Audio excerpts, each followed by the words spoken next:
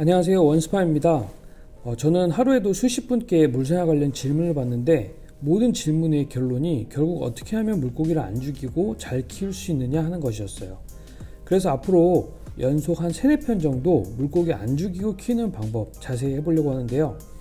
오늘은 가장 기본이 되는 죽지 않을 물고기를 입양받는 방법부터 한번 알아보겠습니다. 건강하지 않은 개체를 데려오면 아무리 물이 좋고 관리를 잘해줘도 물고기가 죽을 확률이 큽니다. 물고기만 잘 데려와도 물생활 80%는 성공했다고 할 수 있습니다. 건강한 물고기를 선별하는 방법 오늘 3가지 말씀드릴게요. 자, 먼저 수입 개체를 거르는 것입니다. 열대어의 유통은 크게 2가지로 나뉘어요. 국내에서 번식되었느냐, 해외에서 번식되었느냐. 무조건 국내에서 태어난 개체가 수입 개체보다 건강합니다. 가장 큰 이유는 이 국가별로 물 성분의 차이가 있다는 건데요. 국내와 해외는 일단 물의 원천이 다릅니다. 수온지도 다르고 정수 방법도 다르고 수도꼭지까지 물을 운반하는 방법도 달라요.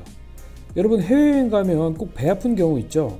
그래서 여행할 때는 꼭 물을 사드시는 분들도 계신데 사람도 물이 안 맞아서 배가 아픈데 물속에서 호흡하고 생장하는 물고기는 얼마나 그 차이를 크게 느끼겠습니까?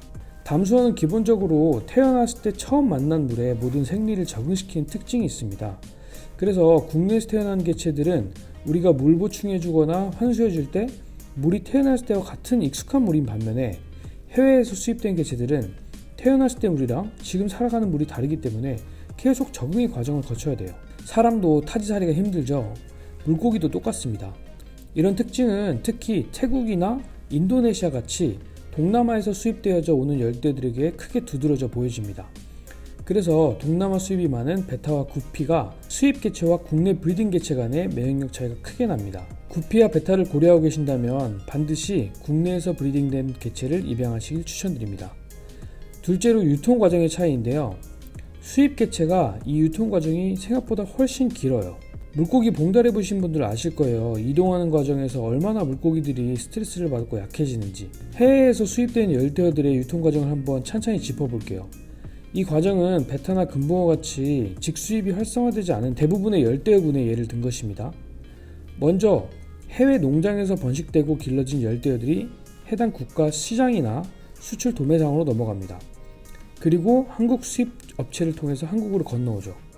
그리고 열대어 중앙 도매상을 거쳐서 지역 수족관까지 도착하게 됩니다. 이 과정은 짧게는 4, 5일, 길게는 2주까지 걸리는데 계속 봉달된 상태로 유통되기 어렵기 때문에 2, 3번 정도 새로운 물에 들어가게 되고 이게 물고기들에게 극심한 스트레스를 가져옵니다. 이 과정에서 대부분 화학약품을 통해 검역과 물 적응을 돕는데 업자들 얘기 들어보면 유통 과정에서 많게는 20%까지 로스를 계산한다고 합니다. 폐사하는 개체들이 나온다는 얘기죠. 그나마 마지막 수족관에서 몇 달 정도 축양된 뒤에 분양 보내면 좋겠지만 이름 있는 로컬 수족관에 들어오면 대부분 2주 이내 분양됩니다. 그러니까 수입된 개체를 입양하면 이미 물고기는 많이 지쳐있는 상태이거나 힘든 과정에서 살아남은 개체라는 겁니다. 그 친구를 또 봉달해서 잘 잡히지도 않은 어항에 넣는다고 생각해보면 진짜 좀 아찔하죠. 국내 브리딩이 쉽지 않아서 수입에만 의존할 수밖에 없는 종류들도 있습니다.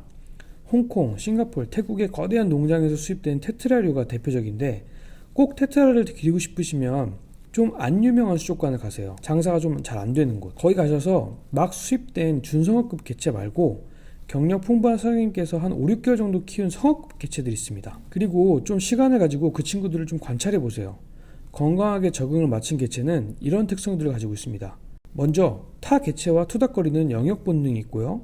여기저기 돌아다니면서 먹을 게 없나 하루 종일 먹이 활동을 하는 행동들, 그리고 먹이를 주면 가장 먼저 선점하려고 놀라운 속도를 보여주기도 하고, 가장 중요한 건 상처 없이 크고 매끈한 바디를 가진 개체들. 이런 개체들이라면 수입되었다 할지라도 새로운 환경과 물에 어느 정도 적응된 개체들입니다. 특히 테트라는 반드시 성어를 입양하세요. 자, 첫 번째 조건 한번 정리해 볼게요. 최대한 수입 개체를 피하고 수입에 의존하는 개체를 입양받을 때는 로컬 수족관에서 3개월 이상 축양된 개체를 입양받자. 국내 개체를 입양받는 방법은 다양하지만 대표적 물생활 커뮤니티인 네이버 홈다리 카페를 통해서 가까운 지역에서 분양하는 분을 찾고 그분의 활동 이력을 확인하셔서 입양하시는 방법이 가장 좋습니다. 구피는 번식을 업으로 하시는 물방을 찾으시는 것도 좋은 방법이에요. 제발 베타 구피는 홈브리딩 개체를 분양받으세요. 자, 두 번째로 물고기 데려오면서 질병균을 같이 데려오지 말자입니다. 여러분 혹시 이런 경험 있으신가요? 멀쩡히 잘 기르고 있던 어항에 새로운 개체 입양해서 넣어줬는데 원래 있던 물고기들이 다 죽은 경험. 이거 아주 흔하게 일어난 일입니다. 저는 한번 어항을 세팅하고 물고기를 투입했으면 웬만하면 최대한 안 건드리고 물고기도 추가 투입하지 않는 것을 권장드립니다.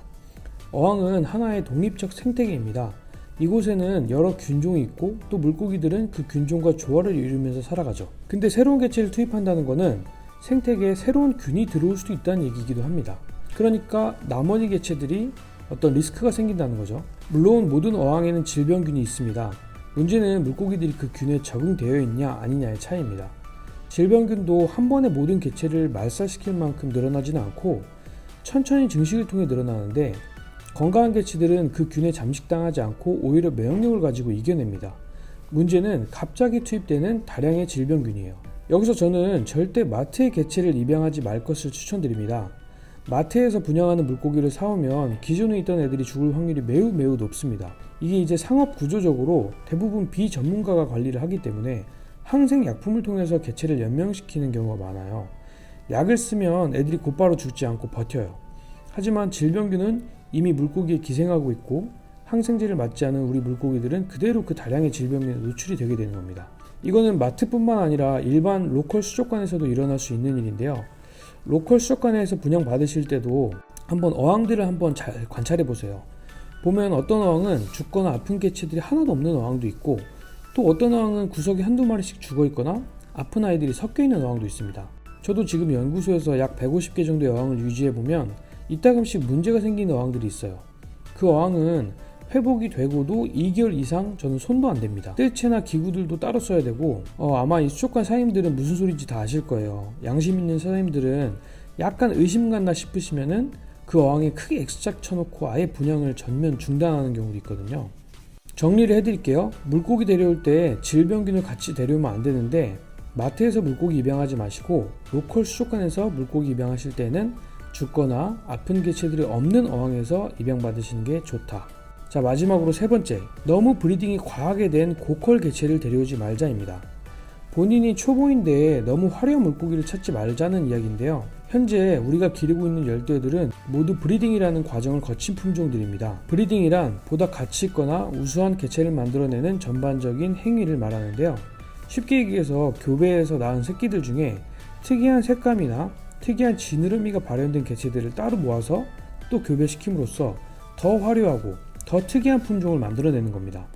이때 특이한 유전자를 가진 개체들은 대부분 열성인자인 경우가 많아서 브리딩을 거듭하면 할수록 체질적으로 약한 개체가 탄생하게 돼요. 원종보다 면역력도 훨씬 떨어지고 생식 능력이 없거나 수명이 짧기도 하고 심지어는 먹이를 제대로 조준해서 못 먹는 현상들도 발견이 됩니다.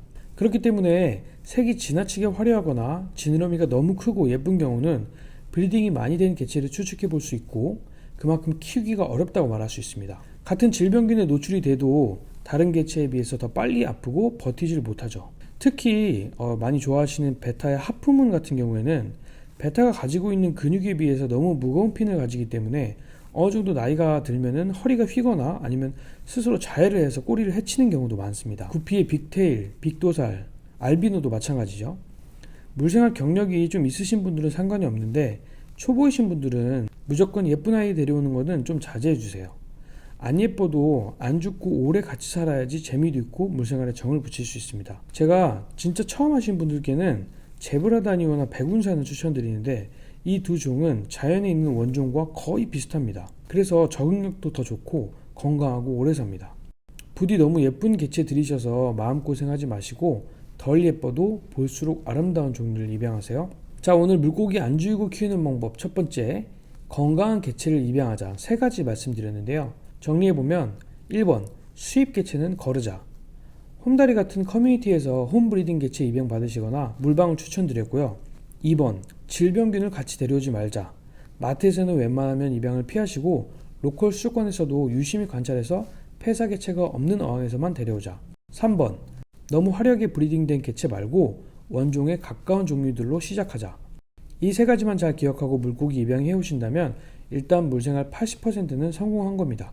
꼭 기억해 주세요. 네, 다음 편으로는 물고기를 너무 사랑하는 것이 물고기를 죽이는 거다라는 제목으로 사료주는 방법과 열대어 스트레스에 대해서 한번 심도 깊게 다뤄보겠습니다. 오늘도 여기까지 시청해주신 농부 여러분들 진심으로 감사합니다. 계신 그곳에서 아름다운 하루 되세요.